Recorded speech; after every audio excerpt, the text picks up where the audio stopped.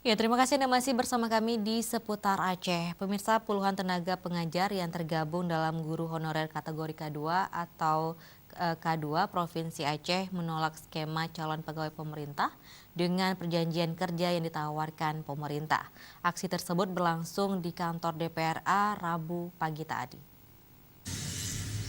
Adapun alasan para guru honorer kategori 2 menolak skema calon pegawai pemerintah dengan perjanjian kerja yang ditawarkan oleh pemerintah, diantaranya guru honorer telah melaksanakan tugas dan kewajibannya mencerdaskan anak bangsa sesuai dengan pasal-pasal Undang-Undang Dasar Negara Kesatuan Republik Indonesia yang berdasarkan Pancasila yang sesuai dengan sila-sila dalam Pancasila.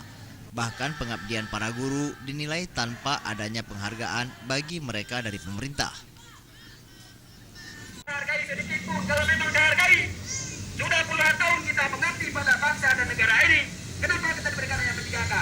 Ya, tapi perlu Bapak Ibu ketahui semuanya pada hari ini dengan modal yang kita berikan, angka nilai yang kita berikan kepada guru-guru kita. Mereka hari ini ada yang jadi presiden, ada yang jadi gubernur, ada yang jadi bupati wali kota, jadi dewan semuanya. Tapi mereka senantiasa membuat undang-undang tidak pro pada kita, hanya berikan P3K. Bagaimana Bapak Ibu, kita telah apa kita terima?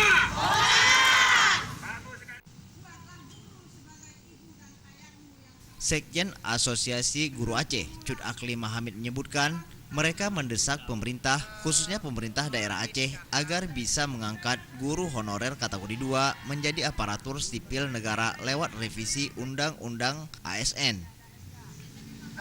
Maksudnya dengan persoalan lain, yang penting kita BMS, kita akan tuntut itu BMS. Sampai kapan begitu? Ada sampai 22 tahun, 26 tahun ada. 26 tahun, bahkan Bapak itu yang dari Aceh Utara itu cuman hanya 1 tahun 8 bulan lagi akan pensiun dari PNS. Selain menggelar aksi damai dan orasi, dalam kesempatan yang sama, mereka turut menulis sejumlah permintaan yang akan disampaikan kepada pemerintah daerah dan pemerintah pusat.